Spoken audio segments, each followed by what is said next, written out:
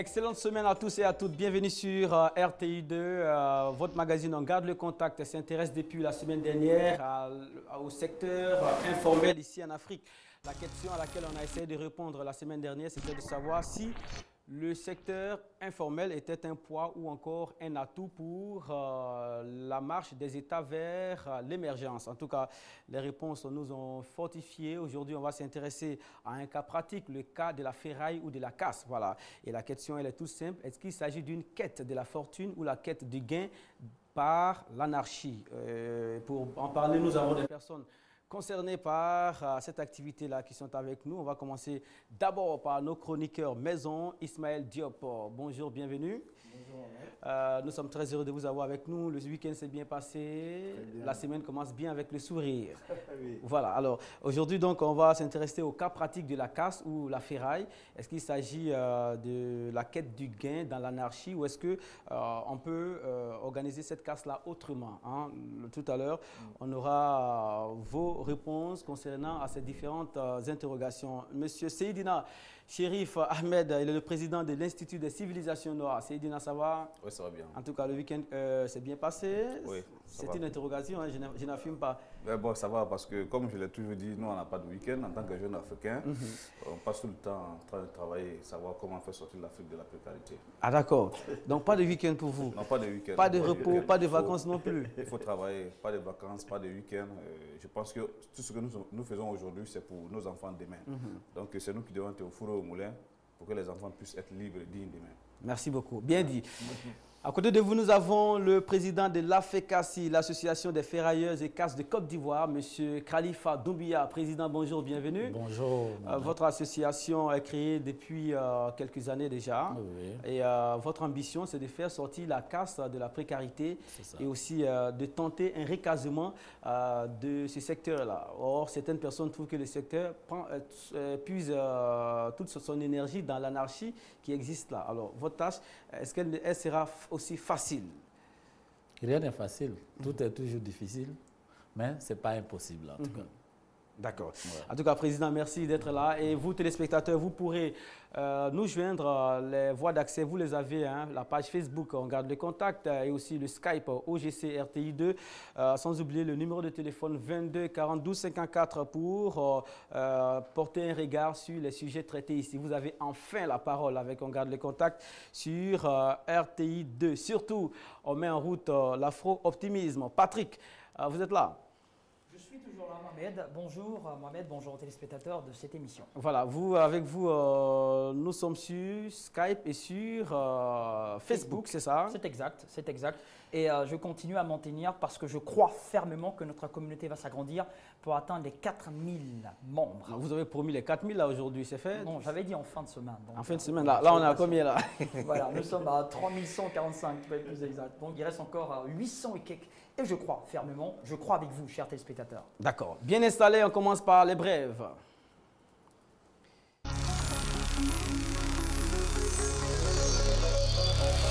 Ici, l'afro-optimisme est en route et les rythmes africains sont également mis à la lumière dans la rubrique baptisée en bref. Aujourd'hui, on va commencer par un groupe baptisé Solis Mahota. C'est un groupe de l'ouest de Côte d'Ivoire et la dédicace du retour de cette formation a eu lieu le 9 novembre dernier du côté de Yopougon. On vous passe ici un extrait.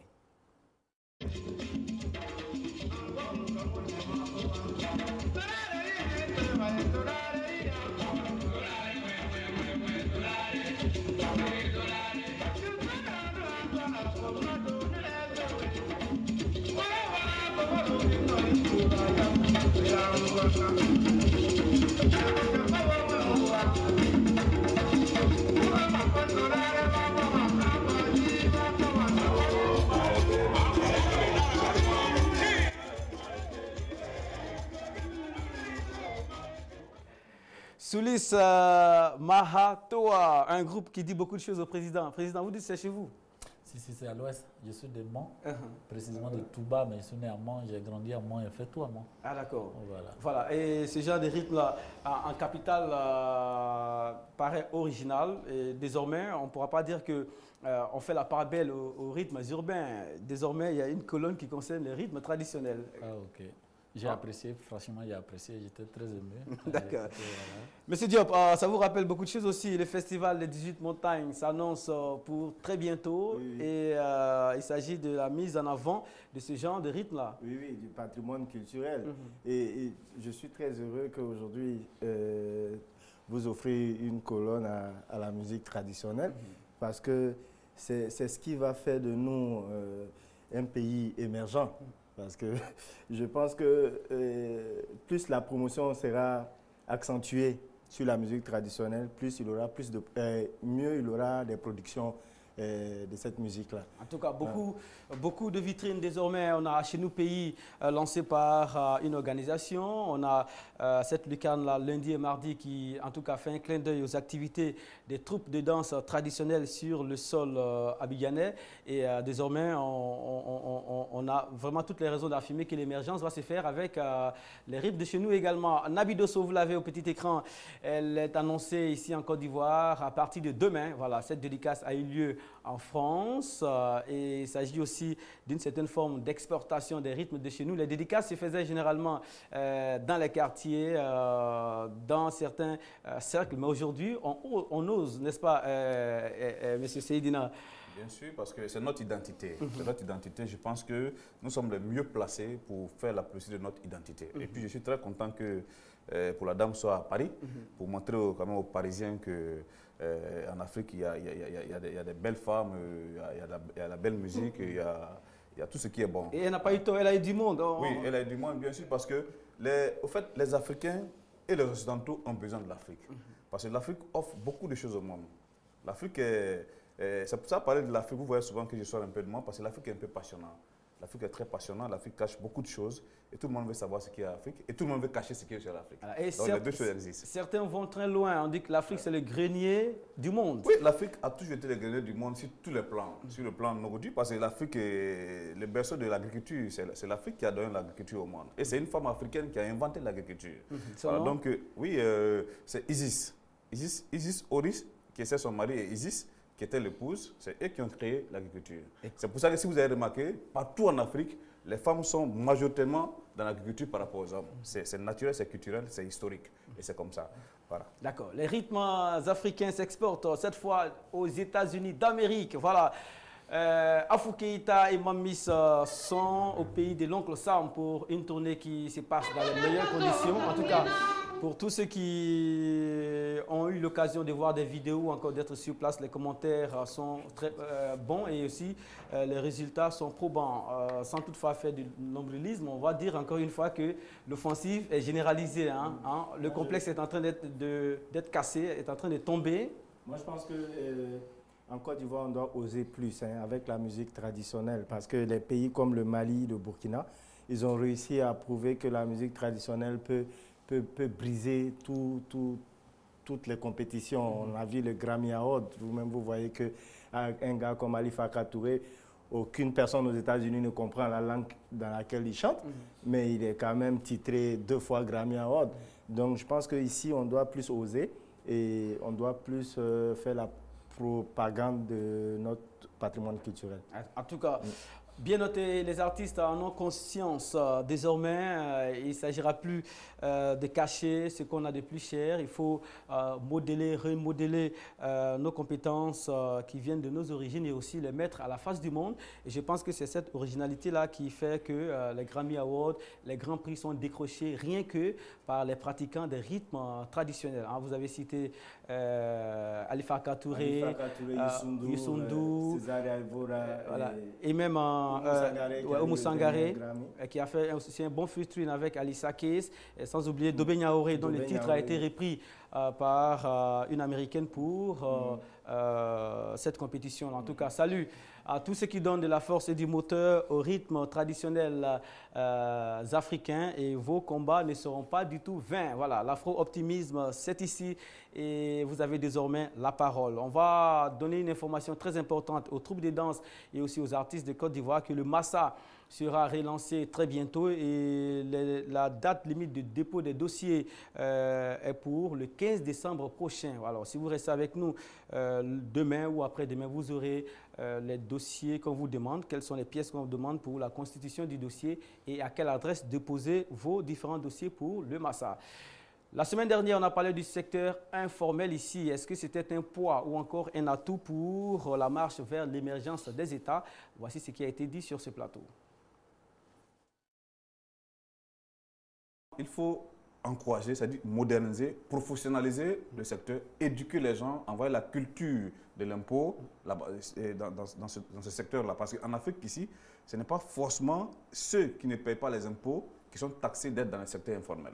Parce que généralement, il y a beaucoup d'hommes qui ont leur magasin, c'est-à-dire que ceux qui sont à la casse, ceux qui font les marques et autres, qui paient des impôts, qui paient des taxes aux mairies, qui paient l'impôt synthétique. De façon générale, le secteur informel regroupe l'ensemble des activités économiques qui échappent à l'administration fiscale. Dans ces définitions, il constitue un poids parce que le principal enjeu du secteur informel en Afrique réside dans le manque à gagner qu'il crée pour les recettes fiscales de l'État. Ce manque à gagner entrave la capacité de l'État à mettre en place des politiques publiques destinées à organiser la migration vers le secteur formel. Un atout parce que le secteur informel constitue un enjeu de développement majeur pour les pays en voie de développement. Les études de l'UMOA, ils ont fait des études en 2003 sur 7 pays de l'UMOA et ils se sont appuyés sur les instituts de statistiques. Vous voyez qu'ils disent que dans chaque foyer au moins, dans ces 7 pays, dans les grosses agglomérations, dans chaque foyer, il y a au moins une unité de production informelle. C'est énorme. En tout cas, le secteur informel regorge 70% de la population active et je pense que c'est le plus grand employeur ici en Afrique. Alors, Diop, c'est vous qui aviez la parole tout de suite. On va vous laisser continuer pour finir avec la question de savoir s'il s'agit d'un atout ou un poids dans la marche vers l'émergence. Est-ce que le secteur informel est un atout finalement? C'est un grand atout, ça c'est incontestable. Parce que le secteur informel, quand même, aide les États par rapport aux carences d'emploi. Et je pense qu'aujourd'hui, le secteur informel a besoin d'encadrement, de financement, de bien-être et pour pouvoir les encourager en fait, à devenir formels, à entrer dans la légalité. D'accord. Seydina, vous avez dit qu'il n'y a pas d'inconvénient à être dans le secteur informel. Selon vous, c'est un secteur qui fait ce que l'État n'arrive pas à faire du tout, c'est-à-dire donner à manger, donner de quoi faire au trop plein de populations n'ayant pas d'activité à faire. Mais vous avez décidé en tout cas de donner quelques clés aujourd'hui. D'abord, vous dites que ce qui fait que les gens restent dans le formel, c'est qu'ici, il y a trop d'impôts, trop de taxes. Il y a trop de taxes. Je prends l'exemple, par exemple, je prends l'exemple très simple des taxis. Les taxis comme ça, ils payent non seulement la vignette chaque année, ils payent la jeture chaque année, ils payent la patente chaque année, et chaque 6 mois, ils doivent faire la visite technique. La visite technique qui débouche aussi de l'argent. Ils payent l'assurance qui fait plus de 40 000 francs par mois. Donc vous voyez, c'est tellement, c'est trop. Et puis, ce qui je déploie un peu dans le problème d'impôts en Afrique ici, c'est que généralement, quand nous payons les impôts, nous ne voyons pas tout de suite l'importance de ces impôts-là, parce que les Africains, les États africains, nous, comment on appelle ça, nous imposent beaucoup d'impôts pour pouvoir payer la dette extérieure. La dette extérieure que moi, je suis franchement... C'est généralement ça. L'impôt ne sert pas plutôt à aménager notre cadre de vie, l'éclairage public L'éclairage public, on paie déjà ça sur nos factures de CIE, ça c'est déjà clair. C'est déjà payé. Oui, vous savez, j'ai dit des trucs qui sont un peu... Le problème la santé... La santé, tout le monde... Pourquoi il y a trop de cliniques privées aujourd'hui? C'est parce que l'argent de l'impôt qui doit être servi pour animer bien les hôpitaux publics, peut-être ne va pas là-bas. Ne va pas là-bas. Les États ont trop de dettes extérieures. D'accord. Donc vous dites pas... On vous laisse voilà, nos États ont trop de dettes de l'extérieur. On a des dettes, pour moi, je l'assume, qui ne sont pas justifiées, parce que pour moi, l'Afrique ne doit à personne. Est-ce que vous voyez? Donc ces impôts, on les paye, il y a des répressions, on paye, et nos États courent pour aller payer non seulement les dettes qui sont à l'extérieur, entre guillemets, les dettes qui sont à l'extérieur, ou bien aller cotiser dans les organismes internationaux. Non, ça ne sert pas qu'à ça. Moi, les grands je travailleurs... veux 90%, c'est de ça que ça sert 90%. On disait la dernière fois, le véritable problème, c'est qu'on ne communique pas assez sur l'investissement qui est fait à partir des impôts. Nous, on ne travaille pas aux impôts, mais je pense que le service des impôts doit plus communiquer là-dessus. Quand on regarde le système des ONG américaines, quand ils construisent un centre de santé, ils mettent centre de santé offert par don de telle institution ou telle institution. Je pense que les impôts aussi, les États africains aussi doivent commencer à signer sur les infrastructures qu'ils créent pour que les populations en retour sentent que ce sont eux. Parce qu'on a l'impression que l'État ne fait rien. Ça commençait déjà ici. L'État ne fait rien. Ça commençait déjà ici avec les... Parce que même pour avoir 20 mètres de goudron, on nous dit tout de suite ici que ça a été, comment on appelle ça, financé par une institution étrangère à 90% et 10% pour nos États. On ne va pas s'en sortir avec vous. Donc, nos impôts vont où? Bon. Et une communication autour des retombées des impôts, en tout cas, il faut absolument le faire. Ça, c'est une clé. C'est un véritable problème. Et ça a commencé déjà ici en Côte d'Ivoire. On voit déjà des affiches. L'État travaille pour vous avec les chantiers dessus. Je pense que désormais, ça commence à trouver de l'éclat. On commence à rendre ça plus clair. Mais vous trouvez aussi que les impôts, au lieu de faire de la sensibilisation, font plutôt de la répression. La répression, il faut que la répression. Et pourtant, comme je l'ai dit, l'impôt doit entrer dans notre culture. Parce que d'abord, culturellement, l'Africain sait ce que c'est que l'impôt. Parce que dans nos grands empires ici, on savait très bien que ce soit l'empire du Mali ou l'empire du Ghana, mais que ce soit dans l'Égypte antique, on savait très bien que l'impôt était payé. Et il y avait par exemple, dans l'Égypte antique, comme ça, je prends un exemple très simple, il y avait le Premier ministre. Je vous ai dit que le premier Premier ministre du monde était africain et c'était une femme, Taji, qui était le Premier ministre de Namer, le roi de l'Égypte. C'est elle qui était responsable du fixe, c'est elle qui était responsable de la collecte des impôts. Ce qui veut dire que l'impôt existe ici en Afrique. Nous sommes des gens nous sommes nés dans l'impôt, nous avons inventé l'impôt. On n'est pas réfractaire à ça. On n'est pas réfractaire à ça. Maintenant, aujourd'hui, ce qui se passe, c'est qu'il y a trop de répression et moins de communication. Je prends un exemple très simple. Si vous avez remarqué, dans les feux rouges comme ça, les policiers sont toujours cachés. C'est quand vous brûlez les feux que les policiers sortent tout de suite. Au lieu peut-être de vous se présenter pour dissuader, et ce n'est pas comme ça. Il est prêt pour répresser, il n'est pas prêt pour sensibiliser. Il y a des panneaux, attention, donc, police, halte, police. Oui, mais malgré ça, malgré cela, le policier peut être visiblement bien arrêté. Regarde avec le radar. Le gars, il est caché en pleine brousse, un serpent peut le piquer. Voilà. En fait, c'est des embuscades, quoi. Ce qui est triste, c'est que le peuple africain subit et subit.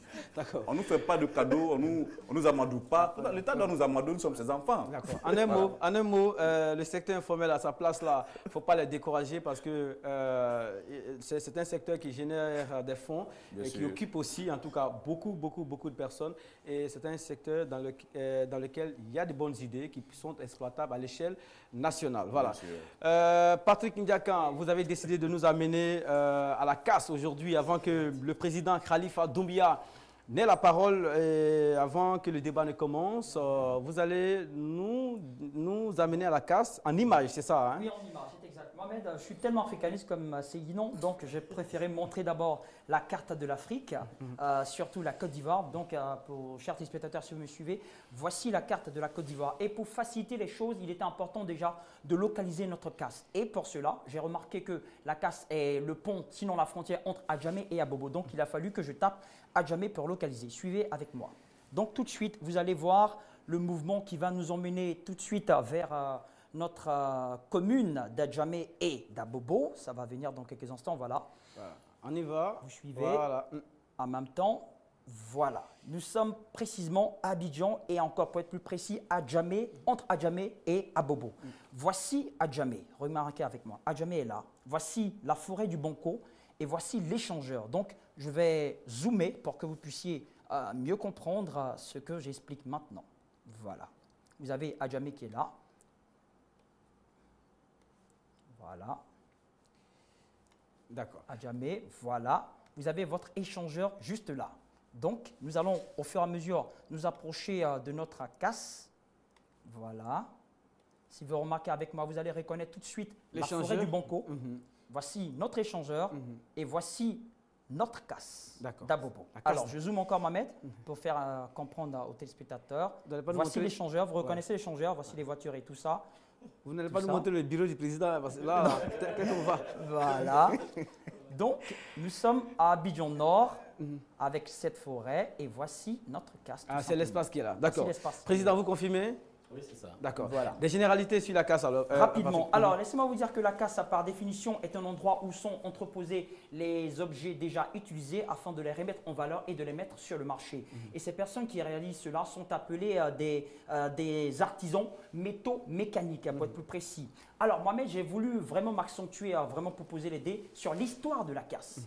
Tout commence dans les années 60 à 68, lorsque des forgerons partaient acheter des carcasses de véhicules afin de les fabriquer en casserole, en objets métalliques, tout ce que vous voulez, en fourneau et tout ce qui est métallique pour les remettre sur le marché. Et ensuite, lorsqu'ils finissaient cette extraction, il restait des objets mécaniques qui étaient récupérés par des mécaniciens et pour les commercialiser. C'est ce deuxième volet qui va permettre le développement de cette activité. Nous sommes précisément dans les années 80. Autrefois, la casse était située dans 3 endroits à Abidjan. Il y avait d'abord Anoumabo, qu'on appelait à l'époque, excusez-moi de l'expression, Makori Potopoto. Il y avait ensuite Biafra, qui était à Trècheville. Et ensuite, il y avait la casse de Roxy à Djamé. Donc, des années 60, avant d'arriver aux années 80, ils ont connu une première frustration parce qu'ils ont été déguerpis par l'État de Côte d'Ivoire pour se retrouver finalement sur la casse la plus connue de toutes les casses d'Abidjan, qui est bien sûr la casse d'Abobo. Que vous venez de nous présenter. Que je viens de vous présenter. Voilà. Et c'est depuis les années de gloire de cette activité ont commencé parce que ce côté commercial a été vraiment développé et a connu un essor considérable. Le disait, j'emboîte le mot au président qui disait que cette gloire sera encore écourtée parce que d'ici 2014, ils vont connaître encore un autre déguerpissement. Il faut retenir que cette activité est très porteur. J'aurai l'occasion de vous développer tout au long de cette émission des revenus financiers que cela apporte à nos mairies. Et aussi, il faut dire que l'activité principale de ces différents membres qui constituent cette activité, c'est de récupérer tout ce qui est objet, en parenthèse, gâté, pour les réparer et les remettre sur le marché afin d'avoir des revenus. Voici en un mot ce qu'il faut retenir sur la casse. Président, quelque chose à ajouter ou à retrancher de ce qui vient d'être dit? Non, il n'y a rien à ajouter, il a tout dit. Mais je veux dire, la localisation de la casse, aujourd'hui, vous êtes un peu plus vers Anador, c'est ça? Ou est-ce que les deux sites fonctionnent? D'autres sont restés toujours sous l'ancien site, d'autres sont à Anador. Il faut rappeler aussi que ça s'est tellement développé qu'il y a à peu près une dizaine de casses sous Abidjan. Sur le district. Sous le district d'Abidjan, une trentaine sur l'étendue du territoire. En tout cas, c'est en plein essor. Hein? Voilà. On n'a pas du tout tort de s'intéresser à ce sujet-là aujourd'hui. Patrick? Si vous me permettez, encore, je vais demander à Fatou si elle me permet de vous montrer rapidement le nouveau site. Voici, je suis tout de suite allé en plein à Bobo. Vous allez remarquer avec moi l'église à Bobo, Anador, qui est juste là. Vous avez le collège Anador qui est là et la casse se retrouve juste en face du collège. Alors, encore une dernière fois, je vais agrandir pour vous faire comprendre. Voilà, nous sommes au collège Anador, l'église Anador et la casse se retrouve juste là. D'accord, voilà. Et c'est un espace qui est en activité en ce moment même. On vous passe le bonjour et le président est là. Tout à l'heure, vous aurez l'occasion de savoir ce que les populations pensent de vous et aussi, vous aussi, vous aurez l'occasion de redresser certains torts si les étiquettes sont mal placées. On se revoit tout de suite. D'accord, le temps qu'on soit prêt pour aller en avant dans l'alignement. Alors, Président, votre ambition, c'est de faire en sorte que la casse désormais soit dans la légalité et qu'on ne vous taxe pas d'artisans du secteur informel. C'est bien ça? En fait, le mot informel, pour nous, ce n'est pas trop approprié parce que le mot informel, c'est un peu le nom diplomatique de irrégularité. Donc, nous, on n'aime pas trop le mot informel. Mais nous, notre objectif est, dans un premier temps, de nous affirmer de manière fondamentale, avoir des sites appropriés, dans un premier temps, être bancarisé, avoir police d'assurance, en tout cas être compté parmi les opérateurs économiques du pays. Voilà. Parce qu'il y a des compétences là-bas, il y a des moyens humains, il y a de l'argent qui circule, mais il y a beaucoup de stéréotypes beaucoup des clichés, beaucoup des griefs que les populations ont contre vous. On aura l'occasion d'en parler ici, les vols, il y a pas de problème. le manque de fiabilité, le caractère très mobile des acteurs, les intermédiaires qui agissent au nom de certains acteurs. Donc, tout ne se passe pas toujours très bien là-bas à la casse.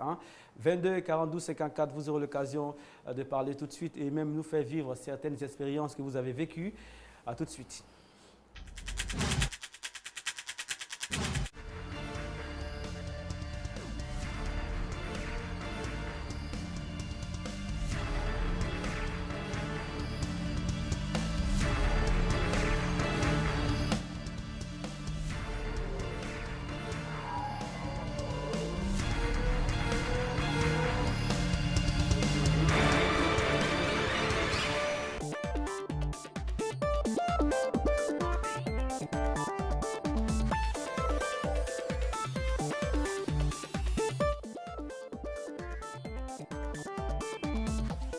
La casse, c'est un secteur d'activité qui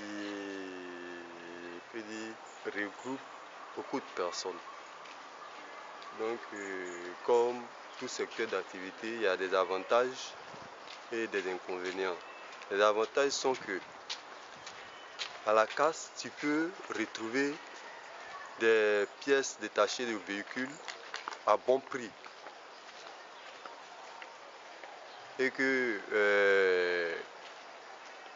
tu ne peux pas retrouver dans certaines surfaces d'automobiles à Abidjan ici. Il y a des démarcheurs aussi qui sont en bordure de route, ils n'ont pas de magasin, ils sont là quand vous venez, ils viennent vers vous pour vous demander ce que vous voulez. Bon, parmi eux, il y a des gars qui sont malhonnêtes. Voilà. Il peut se faire passer pour quelqu'un qui a un magasin et puis quand vous tombez dans ses bras, il peut vous vendre de fausses pièces et puis il peut disparaître avec votre argent. Oui, la casse, c'est des gars, ils travaillent bien. Souvent aussi, bon, les gars trompent les gens. Ils te vendent des pièces qui ne sont pas tout à fait normales. Je pense que la casse devait être un peu délocalisée, c'est-à-dire éloignée un peu du centre-ville. De sorte que les jeunes qui veulent faire ce business-là, en tout cas, ne soient pas un peu des délinquants, éloignés un peu de la ville, et puis bon, ça permet à ces populations d'être un peu sécurisées. Quand c'est éloigné, bon, il y a moins de bruit, moins de tapage. Pour moi, c'est un coin qu'on doit réorganiser. Passer la cage, bon, peut-être il y a certaines choses qui, c'est un endroit, bon, on ne sait pas si c'est bon positionné ou c'est pas bon. Bon, il faut essayer de voir un peu pour qu'on mette un peu de l'ordre, c'est tout. Compte tenu des moyens, bon, là-bas on retrouve tout, quoi, un peu de tout. Pour les personnes qui n'ont pas assez de moyens, là-bas ils se retrouvent, quoi. La suite, c'est tire ce plateau aussi au téléphone, sans oublier l'adresse Facebook, www.facebook.com/.